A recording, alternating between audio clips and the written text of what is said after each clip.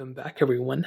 Let's go ahead and do a little bit of a comparison this time around between the iPhone 7 and the iPhone 8. Now, both these phones are quite a bit old. I mean, nobody's really planning on using these.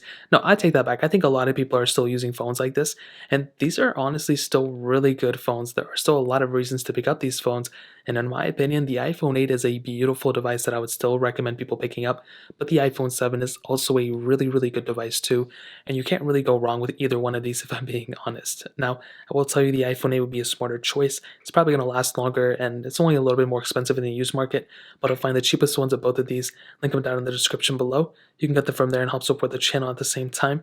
Now, side by side, you can see we pretty much have the exact same thing going on for both of these devices. They both have 4.7-inch panels on the front, both have a little bit of bezel on the top, a little bit of bezel on the bottom, home buttons, and pretty much the same thing. There's not really a difference. You do have True Tone, I think, on the iPhone 8. The iPhone 7 didn't have that, but it's really not that big of a deal. You will tell, though, when you're feeling both in the hand, the iPhone 8 definitely feels a lot more modern because of that glass on the back. Lightning ports on the bottom for both of these. Pretty much the same type of aluminum chassis for both too. You can't really tell the difference between both until you look in the back, and even then you can't really tell a humongous difference. When you feel them, when you look at them, yeah, there probably is a little bit of a difference. The iPhone 7 has that aluminum back, which still feels really good.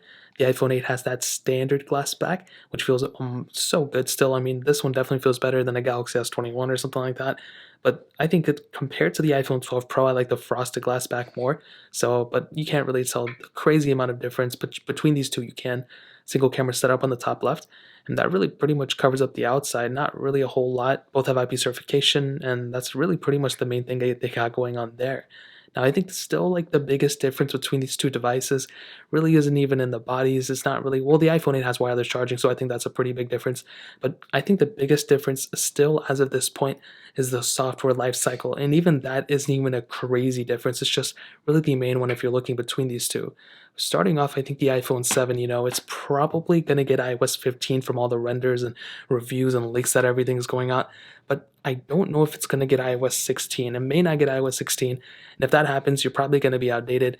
But there's also a possibility that the iPhone 8 may not get iOS 16 either if Apple chooses to do something. But the iPhone 8 has the highest chance of continuing on. And that's why I would recommend people to buy the iPhone 8 over the iPhone 7. Yes, it's probably a little bit faster. Maybe the camera's a little bit better, but you're going to be getting a much longer life cycle. I wouldn't even say much. You're going to be getting probably a better, longer life cycle from the iPhone 8 than on the iPhone 7. But with that being said, you're really not going to notice that big of a difference between these two. You're probably going to be lasting at least like another year on the iPhone 7. So you're going to be set in that standpoint. But the iPhone 8, who knows? Maybe it'll get another one version. Maybe it'll get another two versions.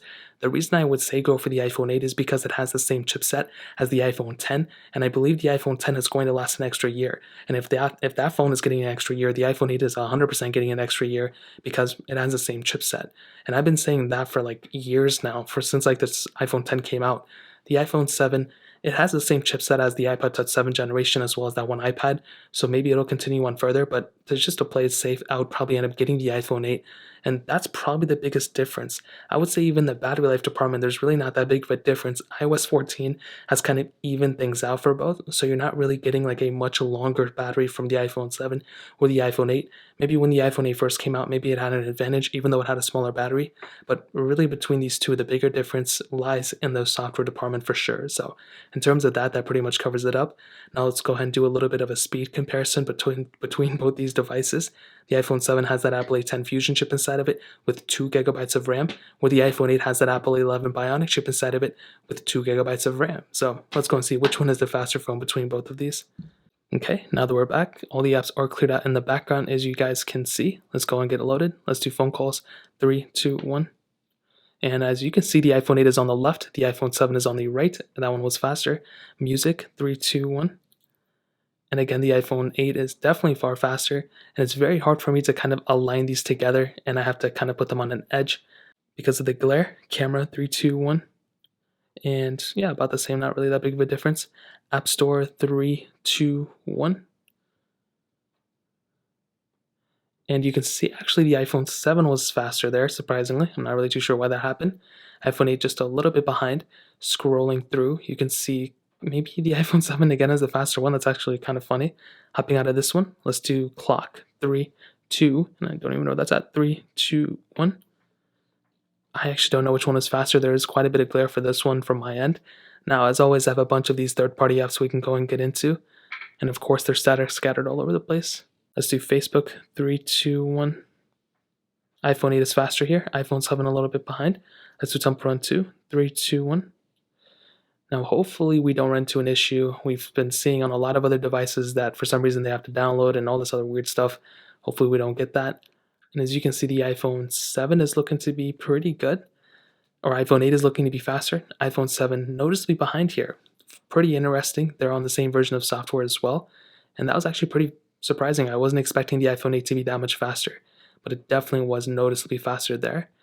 And gameplay wise, they look about the same too. Hopping out of this one, let's go ahead and do BOFA. 3, 2, 1. iPhone 8 is faster. iPhone 7 a little bit behind. Let's go ahead and do Netflix. 3, 2, 1. And both almost identically the same there. Let's go ahead and do something like Quizlet, which I don't have. Oh, I do. 3, 2, 1. And iPhone 8 is actually just a little bit faster. Dropbox. 3, 2, 1. And I actually don't know. I thought the iPhone 8 was faster, but it looked like the iPhone 7 was faster. I'm not too sure. Let's go ahead and do the next one, which is Snake versus Blocks. 3, 2, 1.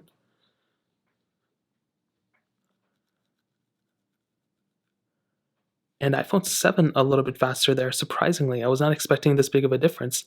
Getting into some gameplay again, it kind of had like the same thing going on. I really don't think there's that big of a difference, but that was actually pretty surprising in my opinion. Hopping out of this one, let's go ahead and do something like Thank You. 3, 2, 1. This has to be the randomest app that I test. I never have played this game. I don't know anybody who plays it. Like I always talk about it, iPhone 7 was faster. iPhone 8 actually quite a bit behind. I'm not really too sure what happened there. And like I said, they're both on the same version of software, so I don't know what happened there, but iPhone 7 definitely was faster. Twitter. 3, 2, 1. iPhone 8 faster, iPhone 7 a little bit behind. Let's go and end it off with something like, I can try Snapchat. 3, 2, 1. iPhone 8 is faster, iPhone 7 a little bit behind. So I would definitely say in terms of the speed comparison, I think the iPhone 8 may be consistently faster, but I'm still surprised about the iPhone 7. Like this phone was extremely fast. There wasn't really like an insane amount of difference except a few times like with Temple Run 2. But other than that, the iPhone 7 still held its own. And I think the iPhone 8 is faster, but the iPhone 7 is still plenty fast too for how fast the iPhone 8 is. So in terms of that, that pretty much covers it up. Let's go and hit on the cameras. And it's just so funny hitting on the cameras for these type of phones because I really don't think anybody's buying them for the cameras anymore. But the iPhone 7 had a single 12 megapixel wide angle lens. iPhone 8 has a single 12 megapixel wide angle lens. And in terms of the UIs on both, you can kind of see that, again, they're almost exactly the same thing, identically the same UI, same camera module, things you can take pictures of. You can see the iPhone 7, which is on the right, actually kind of looks a little bit brighter, which is kind of funny, but other than that, they kind of have the same thing. 4K 30 on the back of both of these, 1080p on the front of both of these, so not a really big difference. The iPhone 7, for its entire life, was actually pretty okay. I think it was kind of overshadowed by something like the iPhone 7 Plus, which had a dual camera setup, but this camera is still pretty good. I think no matter what you do with it, it's going to be pretty okay. I think if you're expecting to get like the best looking photos from this thing, you're probably not going to get it. But I think for a majority of things you're going to do, it's probably going to be okay. You know, you can zoom in a little bit. You can probably get apps that'll make photos and everything look better.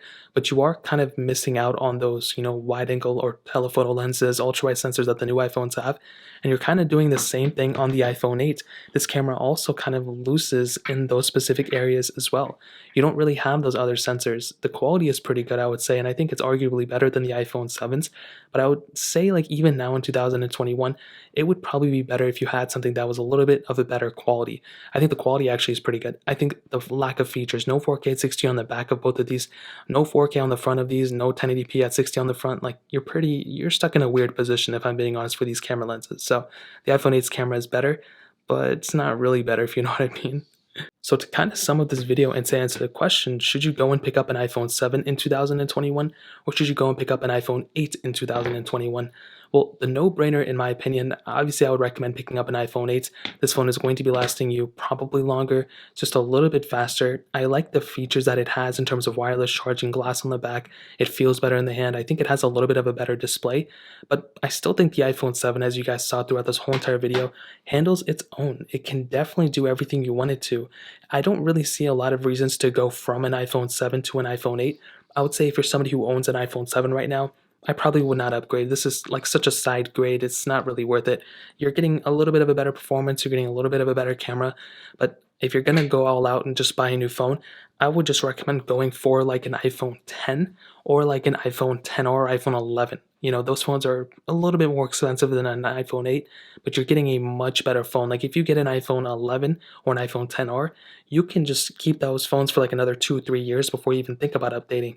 The iPhone 7, the iPhone 8, both these phones are pretty old, so you're already outdated when it comes down to that. But you're not really outdated because you're still supported with software for both of these. I would say in a year from now, things are going to change drastically for these both devices because the iPhone 7, whether it gets iOS 15 or not, will be on its last leg, where the iPhone 8 may still get the next version. But I'll say for a majority of people watching this, if you have an iPhone 7, keep it. If you have an iPhone 8, keep it. But if you want to, I'll probably recommend going up to something like an iPhone 10R or an iPhone 11 if you're coming from one of these devices. So I'll go ahead and leave all of these phones that I mentioned linked down below. You can get them from there and help support the channel at the same time. That's really pretty much it. If you guys have any other questions, let me know in the comment section as well. Hit the like button, that would mean so much, but definitely hit that subscribe button. Every single subscriber that we get really does count, so it means so much if you guys could hit that. Also, check out the other links down in the description as well. My Twitter, my Instagram, my other channels. More importantly, everything else, I love every single one of you guys. Hopefully I'll catch you guys in the next video. Peace out till then.